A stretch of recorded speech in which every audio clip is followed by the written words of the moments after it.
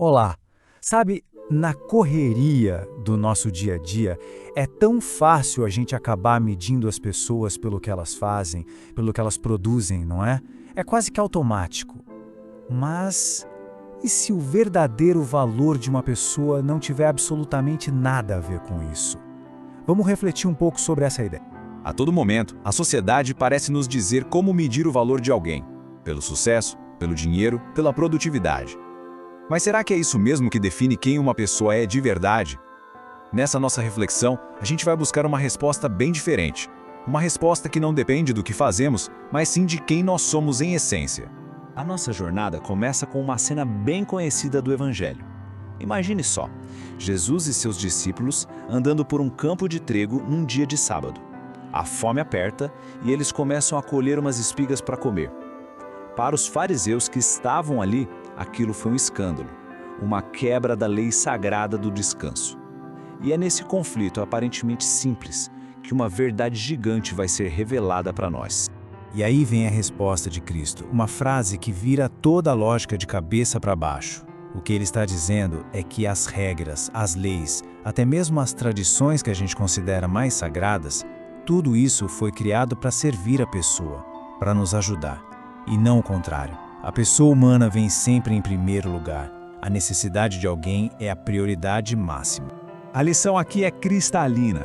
Uma regra, por mais importante que seja, como a de não trabalhar no sábado, perde o seu peso diante de uma necessidade básica, como a fome.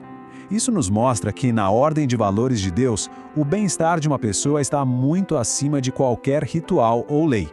É uma questão de hierarquia, de prioridade divina. Ok, se o valor de uma pessoa é tão imenso que até as leis divinas se curvam a ele, de onde é que vem essa dignidade toda? Porque claramente não vem do nosso trabalho, do nosso status ou do que a gente consegue produzir. A resposta tem algo muito mais profundo. O alicerce da dignidade humana, segundo a fé cristã, vem dessas verdades poderosíssimas. Por exemplo, a ideia de que somos filhos de Deus. Isso significa que o nosso valor não é algo que a gente conquista, sabe? É um presente que recebemos. E a encarnação, o fato de que o próprio Deus se fez humano, nossa, isso eleva o valor de cada um de nós a um patamar que a gente mal consegue imaginar.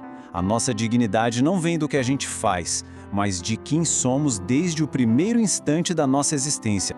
E aqui está a raiz de tudo. Cada pessoa, sem exceção, é querida e amada por Deus, simplesmente por ser quem é. Ninguém está fora desse amor. E isso nos leva a uma pergunta muito prática. Será que no nosso dia a dia, quando olhamos para as pessoas ao redor, a gente consegue enxergar essa imagem sagrada nelas? Ou será que o nosso olhar julga pela aparência, pelo trabalho, pelos erros que elas cometem? Agora, vamos trazer esse conceito tão profundo para uma área bem concreta da nossa vida, o trabalho. É justamente aí que muitas vezes a dignidade da pessoa é colocada à prova. Existem basicamente duas formas de enxergar o trabalho, e elas são opostas. De um lado, tem a visão que trata a pessoa como uma peça na engrenagem, uma ferramenta para gerar lucro, onde o que importa é o resultado, o objeto, e não o trabalhador. Do outro lado, a visão cristã insiste que o centro de tudo, o sujeito, é a pessoa.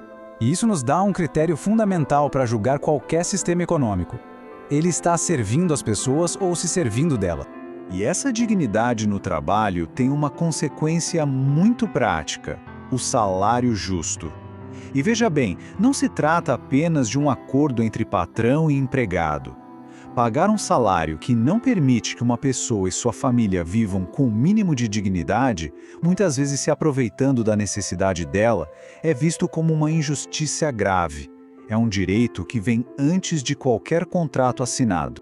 Mas a justiça, a gente sabe, é uma via de mão dupla. A nossa dignidade também exige responsabilidade da nossa parte. Nós temos o dever de fazer o nosso trabalho bem feito, com empenho, com dedicação. A preguiça, a mediocridade, o trabalho mal executado, isso também é uma forma de injustiça, porque prejudica os outros e, no fundo, desonra o nosso próprio valor.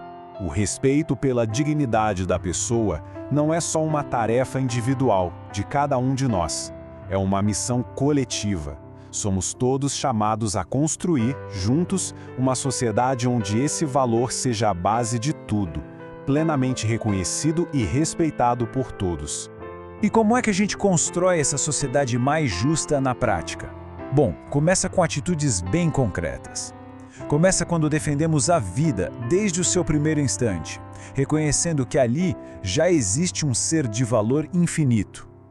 Passa por cuidar dos mais frágeis, como os idosos. Significa ser justo no nosso trabalho, não importa se somos chefe ou funcionário. E talvez o mais desafiador, significa treinar o nosso olhar para ver em cada pessoa, com todos os seus defeitos e qualidades, um reflexo do próprio Deus. E com isso a gente chega no coração de toda essa reflexão, toda essa doutrina, toda essa verdade tão bonita, ela nos chama a uma transformação que é, antes de tudo, interior. A construção de um mundo mais justo, de verdade, começa dentro do nosso próprio coração. E aqui fica a pergunta final, aquela que a gente deve levar para a vida. Será que nós realmente vemos essa imagem de Deus em cada pessoa? No familiar com quem a gente discorda, na pessoa que nos fecha no trânsito, na fila do supermercado, ou nosso primeiro impulso ainda é julgar, criticar, diminuir o outro? A resposta que damos a essa pergunta no silêncio do nosso coração define tudo. Que essa verdade nos mova de verdade. Defender a dignidade de cada ser humano não é só uma ideia bonita, uma opção. É a nossa missão mais fundamental. É o trabalho de uma vida inteira. Construir uma sociedade onde todos sejam vistos e tratados pelo seu valor infinito e incondicional. Louvado seja nosso Senhor Jesus Cristo, para sempre seja louvado.